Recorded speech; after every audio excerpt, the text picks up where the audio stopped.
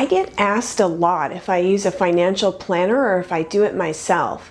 Do-it-yourself retirement financial management isn't for everyone. You might not be sure whether to do it yourself, hire a financial planner, or just get more involved in your own financial planning. I put out a poll recently to see how many of you use planners and how many of you do it yourself. Over 1,000 people took the survey as of the day that I'm recording this. The results were 65% of you were completely do-it-yourself, 6% use a fee-only financial planner once or twice a year, 23% use a financial advisor that charges a percentage, and 6% do something else. Some interesting options came up in the comments on this poll. Some people said they use AI or ChatGPT for retirement planning. I like ChatGPT. I use it occasionally for some things, but I know it does get some things wrong. It pulls information from the internet, and not all the information on the internet is correct. So at least double check things if you do go that route. ChatGPT can be a great tool for throwing around ideas, but you might not want to rely solely on it. It is fun and interesting though. The other thing I saw is several people said they use advisors at their banks or credit unions for free. Some banks or credit unions offer financial counseling for their members. That could be great. Another thing I read in the comments is some people use a financial advisor for part of their savings and they manage the rest. I thought that was another interesting option. Whether or not you need a financial advisor depends on several things. This includes your financial knowledge, your comfort level, how complex your situation is, and your confidence. You can be your own financial advisor. You can be in charge of your own money.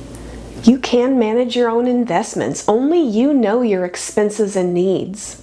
Financial knowledge isn't a talent, it's an acquired skill, and you can develop those skills. The big advantage is not having to pay someone else. Financial advisors charge fees. That's how they make their living. But that fee can be over 1% per year. I did the math, and for me personally, I just felt like that was too much money. I hate paying people to do things for me if I think I can do them myself. I'm a self-proclaimed do-it-yourselfer. I decided I'd rather spend the time learning how to do it myself, at least for now. Data shows over and over that passively managed funds can outperform actively managed funds when you include those fees. Actively managed funds have a hard time beating the S&P 500. The longer the time frame, the more likely they are to underperform. Passively managed funds can be index funds like Vanguard Total Stock Market Index Fund, for example.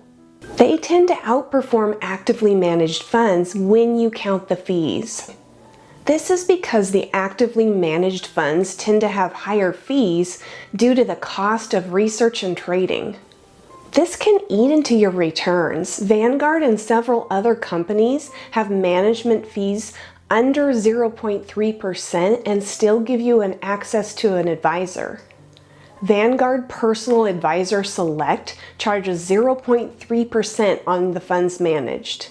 J.L. Collins, in his book Simple Path to Wealth, suggests having only Vanguard Total Stock Market Index Fund, Vanguard Total Bond Market Index Fund, and cash. Collins says the more complex an investment is, the less likely it is to be profitable. He claims buying stocks in the market index reliably and consistently outperforms having managed funds when you take costs into consideration. You can also meet with a fee-only fiduciary once or twice a year to look over your plan. I think that's a great option. You can have a planner review your retirement plans. I've done my own financial planning, but I may want a second set of eyes to look things over to see if I've missed anything. I feel like that validation could be worth the flat fee you pay to see them. There may be areas like taxes, RMDs, or withdrawal strategies that you know nothing about. You can self-manage, but use a planner periodically for assessments. I definitely plan to eventually transition to a financial planner. Cognitive decline is real, and one of the first signs of cognitive decline could be messing up your finances. It's the threat no one likes to talk about, but it's very real, and I may very well need some help eventually. Managing your money yourself is fine until it isn't. You need to have a plan for when your mental sharpness starts to decline. When you shouldn't be managing your money anymore. I don't like to think of myself like that when I'm 80 or 85. But it's quite likely this will happen. Right now, I do it yourself for everything. I fix things around my house, I'm redoing my flooring, I do my own yard work and mow my lawn. But that will change as I get older too. I'm already noticing physical limitations as I get closer to 60. I will hire people to do these things for me once I can't do them anymore. And that includes hiring someone to manage my portfolio eventually.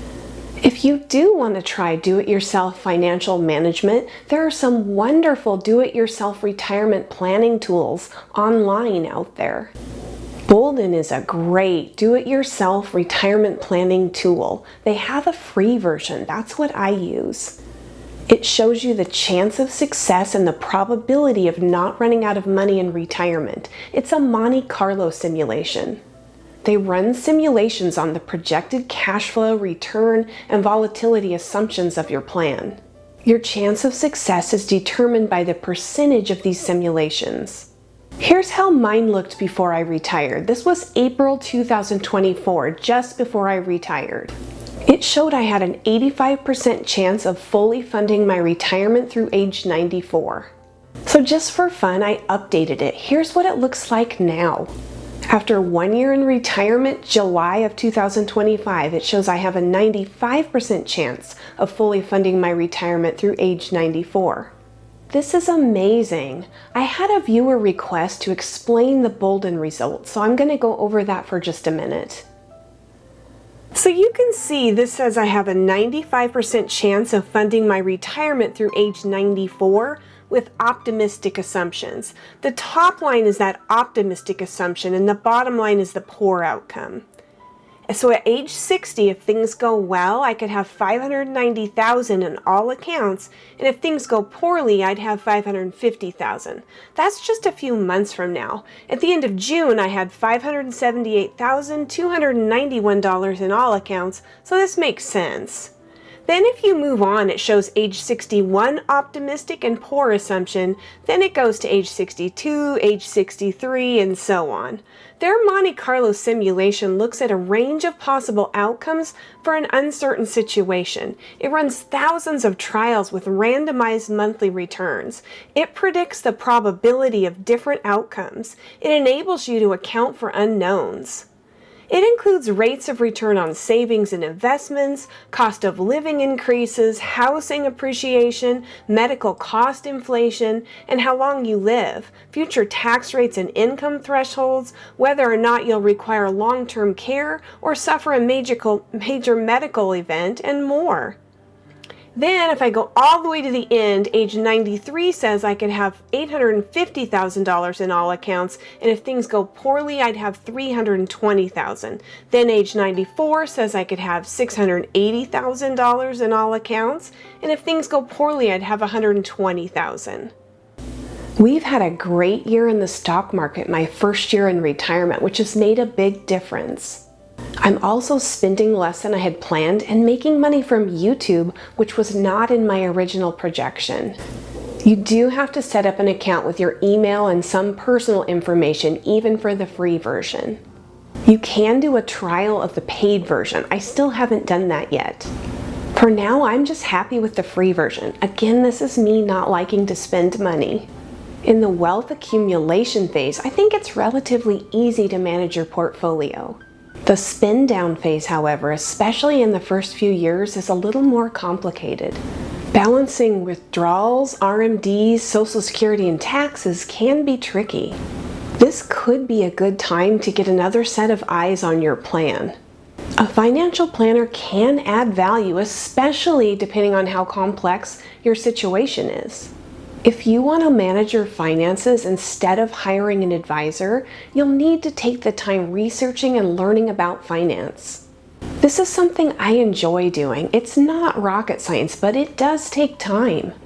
It's a little bit of work, but it can be worth it if it's something you're interested in doing. You'll need to stay disciplined and take it seriously, and you'll also need to be comfortable making financial decisions. I'm currently comfortable with do-it-yourself financial management, but if you're not, a financial planner can be a great way to go. You don't necessarily need a financial planner to help you plan for retirement.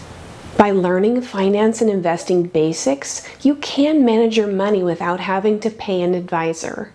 You have to decide what's right for you. Do-it-yourself is not right for everyone. Whether you manage your retirement investments or hire a financial advisor, it's still a good idea to understand finance basics. Ultimately, the decision of whether or not to hire an advisor should be based on your individual needs, preferences, and comfort level. I'm not a financial advisor, and I am not trying to give you advice. You should do your own research and make your own decisions. What about you? Are you a do-it-yourselfer or do you use a financial planner? I think both options can be great. If you want to share, feel free to leave a comment. If you're seeing me for the first time, hi, I'm Julie and this channel's Happy on Monday. Thanks for joining me. If you found this helpful, please like. And if you're interested in retiring early, consider subscribing. Today I'm going to leave you with a quote by Napoleon. If you want a thing done well, do it yourself. Hope to see you again soon.